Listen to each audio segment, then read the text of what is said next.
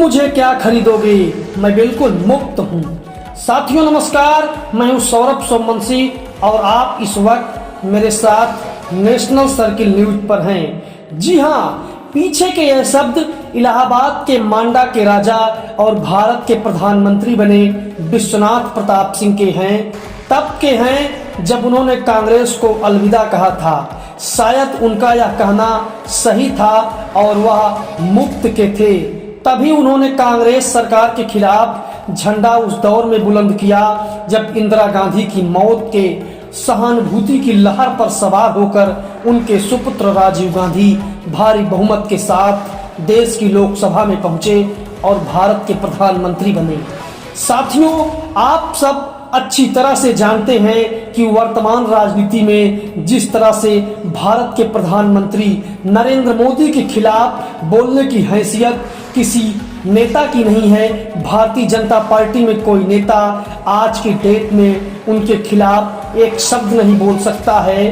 ठीक उसी तरह से राजीव गांधी के खिलाफ उस दौर में एक शब्द भी कहना किसी के बस की बात नहीं थी, क्योंकि पहली बार कांग्रेस को इतना बहुमत मिला था और बहुमत इतना मिला था कि उतना बहुमत उनके नाना पंडित जवाहरलाल नेहरू को भी नहीं मिला था। पहली बार चुनाव में 50% से अधिक मतदान हुआ था और उसमें से 49.1% वोट केवल और केवल राजीव गांधी की कांग्रेस को मिले थे।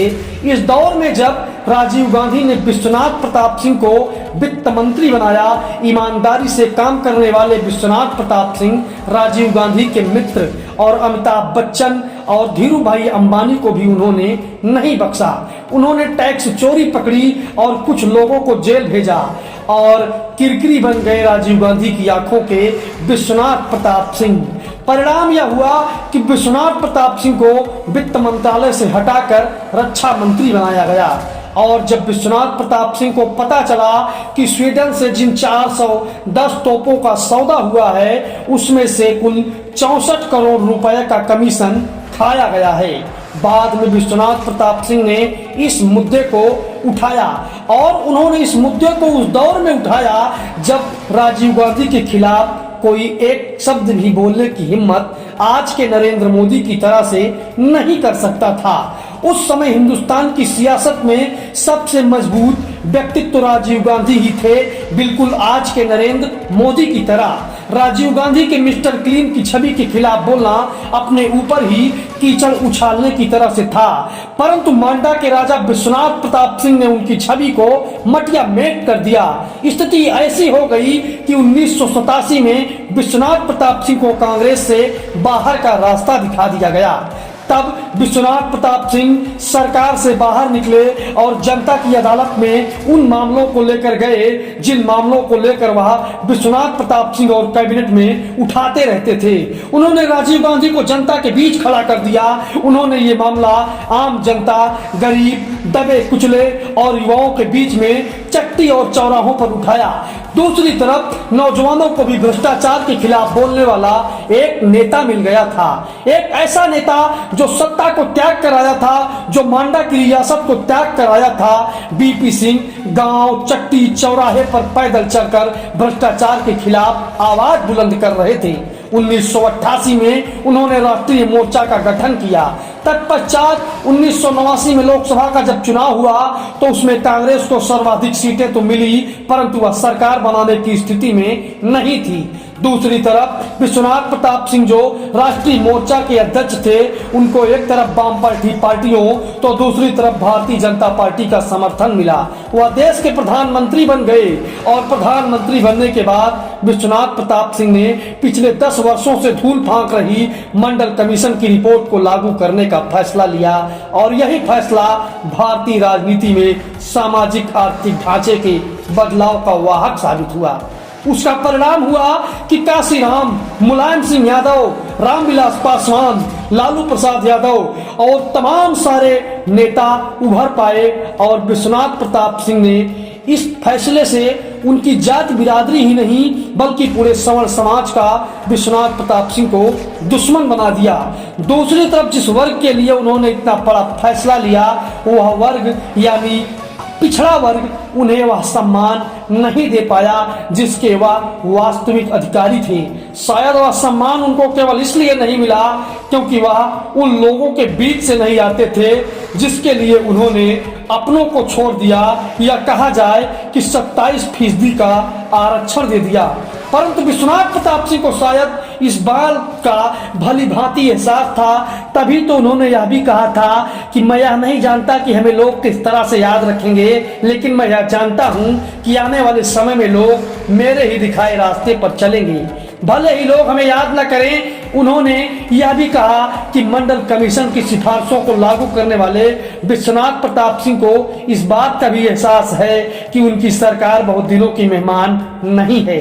इसलिए उन्होंने नई दिल्ली में एक बयान दिया था कि कुछ लोग हमें दिल्ली से तो हटा सकते हैं, सत्ता से हटा सकते हैं, परंतु गरीब के दरवाजे से कभी नहीं हटा सकते।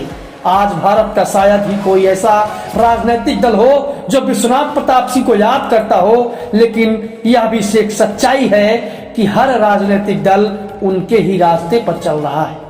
भारतीय जनता पार्टी के पूर्व प्रधानमंत्री अटल बिहारी वाजपेयी ने तो 21वें संविधान संशोधन से बैकलॉग के जरिए 100% आरक्षण का प्रावधान किया और 82वें संविधान संशोधन से आरक्षित वर्ग के लिए न्यूनतम अंक की बाध्यता समाप्त कर दी।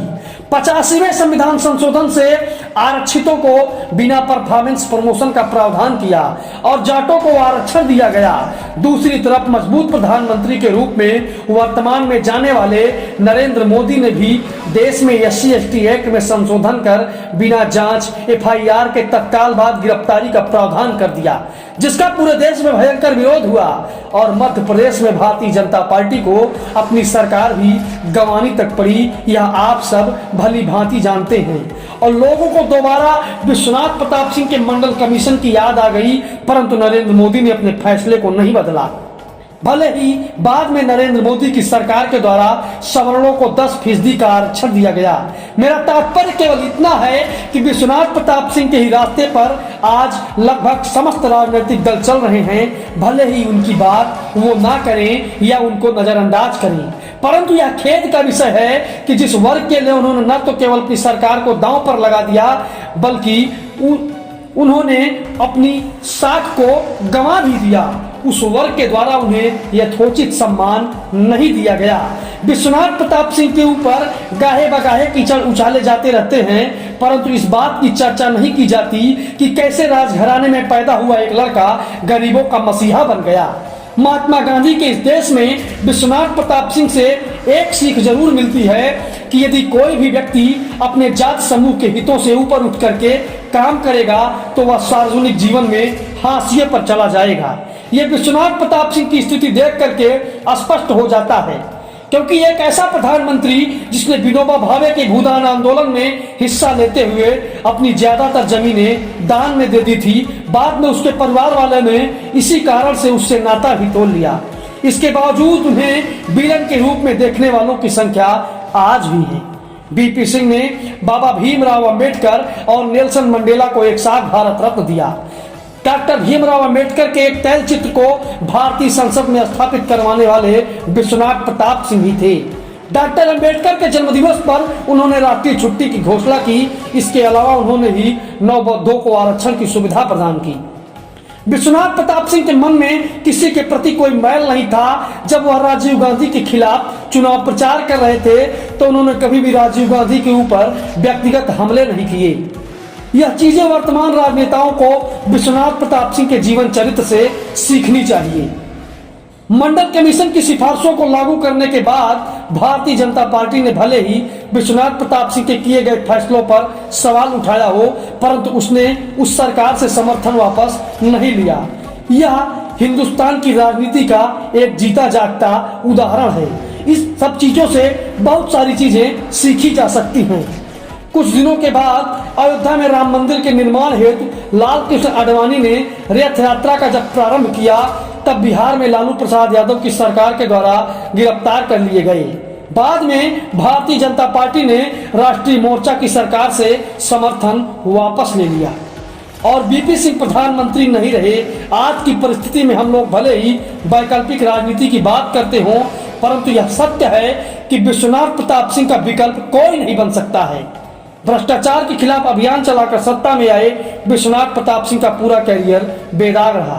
कहा जा सकता है कि विश्वनाथ प्रताप सिंह भारतीय राजनीति में सिद्धांत की राजनीति करने वाले पीढ़ी के आखिरी नेता थे।